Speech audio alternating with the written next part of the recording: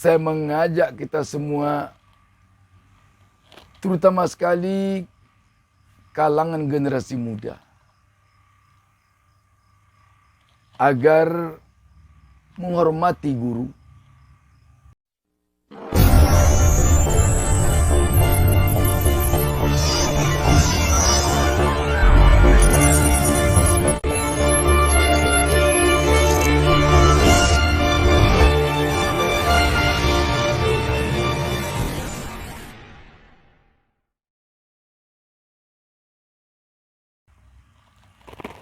Assalamualaikum warahmatullahi wabarakatuh.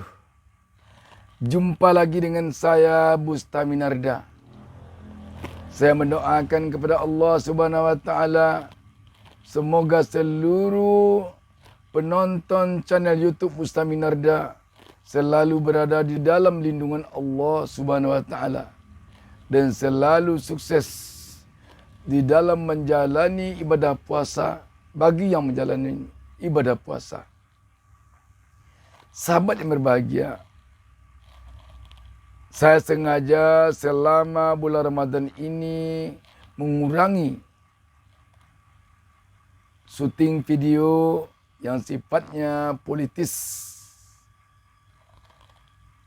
Dan saya memperbanyak penyajian atau pembahasan tentang yang sifatnya penyejuk.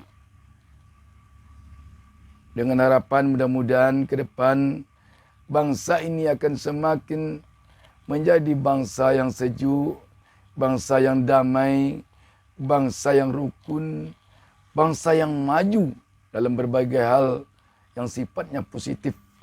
Terutama sekali maju di bidang ekonomi, maju di bidang sosial, maju di bidang hukum,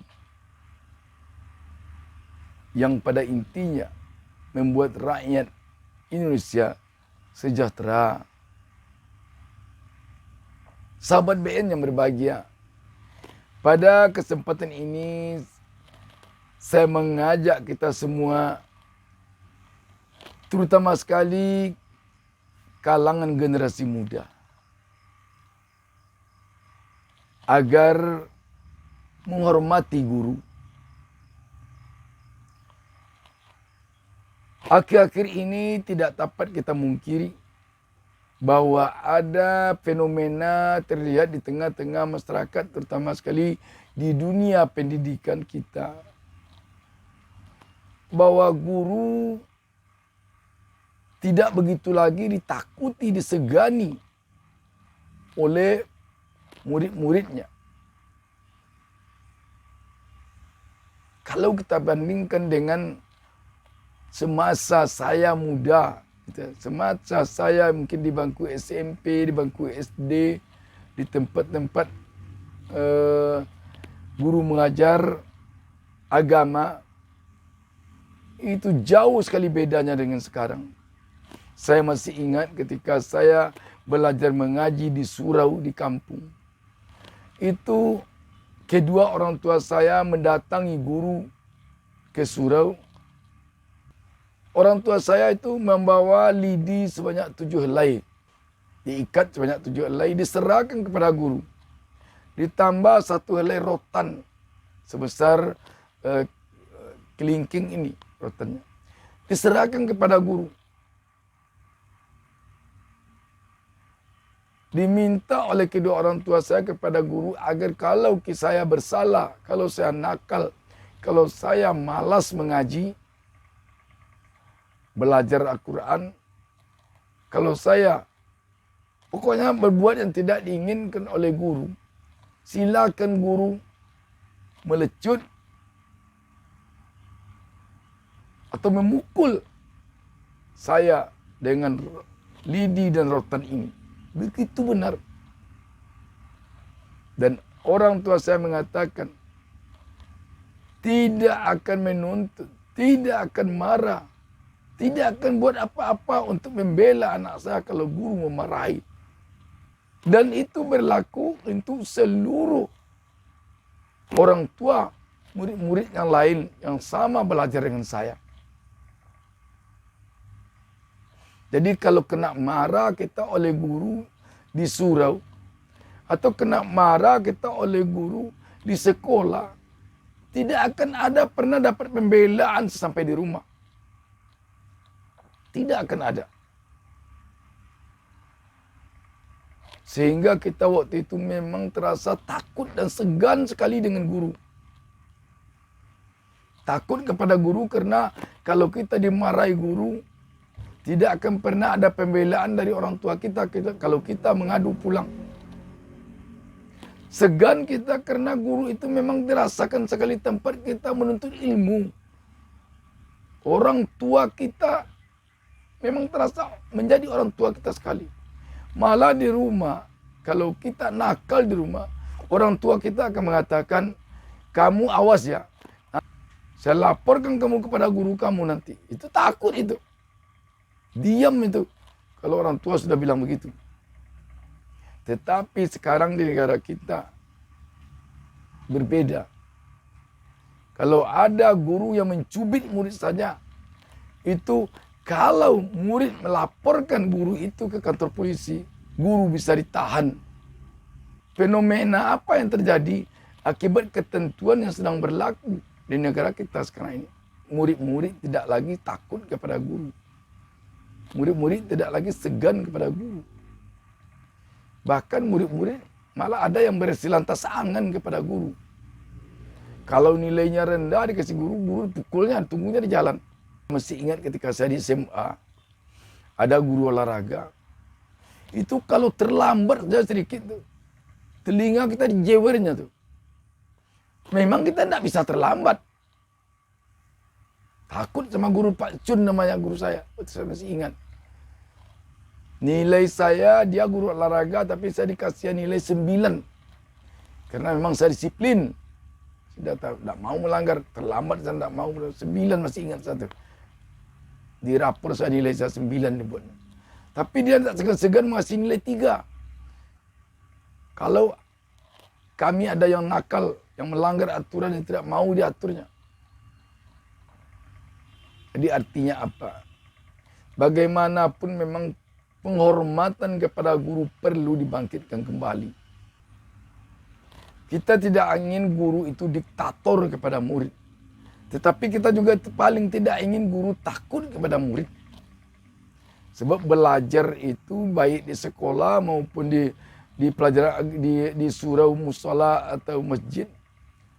Belajar itu yang paling penting adalah membentuk karakter anak. Membentuk seorang generasi muda, seorang anak menjadi bermoral. Kalau hanya belajar untuk membentuk anak pintar, membentuk anak bisa hebat berbahasa Inggris, hebat matematika, hebat fisika, hebat kimia. Mungkin bisa dengan cepat, dipaksa anak bisa. Tapi membentuk kepribadian anak supaya dia bermoral, supaya dia beretika, supaya dia bisa menghormati yang tua, menyayangi yang kecil, dan sopan santun kepada sesama besar. Tidak mudah. Sekarang coba lihat anak-anak. Malah anak-anak sekarang dia ada yang SMA, taman SLTA, sarjana, yang maaf bicara tidak sopan kepada orang tuanya. Apalagi kepada guru dan dosen-dosennya. Apalagi kepada masyarakat biasa. Sudah saatnya kita sekarang ini membenahi kepribadian bangsa ini.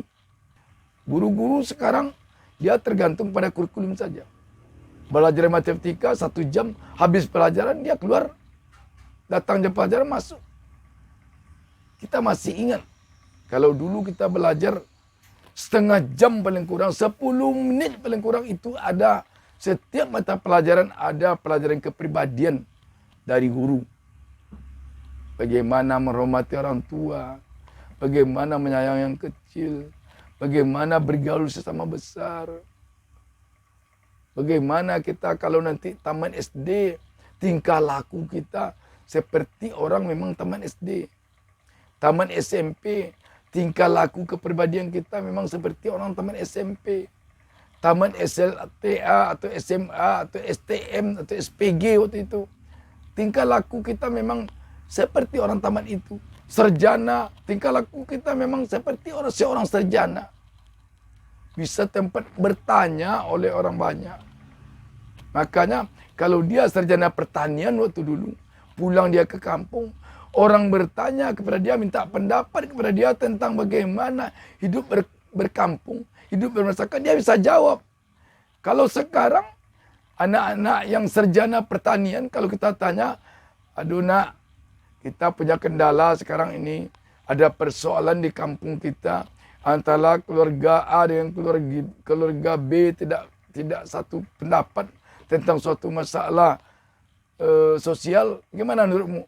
Itu enggak bidang saya, teman saya bidang saya pertanian, bukan bidang itu. Padahal rakyat, masyarakat yang tahu dia anak ini sudah berpendidikan, ini sudah sarjana, kita bisa minta pendapat kepada dia. Sekarang nggak bisa, begitu sulit. Kalau dia tamat STM, jangan kita coba-coba.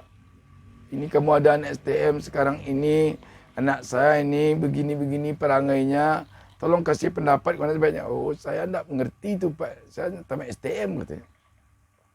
Teknik baru saya ngerti, soal kayu baru saya ngerti katanya. Jadi ini yang kita harapkan. Dimanapun pendidikan anak yang mengenai moral kita perlu. Apalagi kalau sempat pendidikan moral Pancasila. Tidak lagi menjadi pendidikan wajib. Apalagi kalau sempat pendidikan bahasa Indonesia.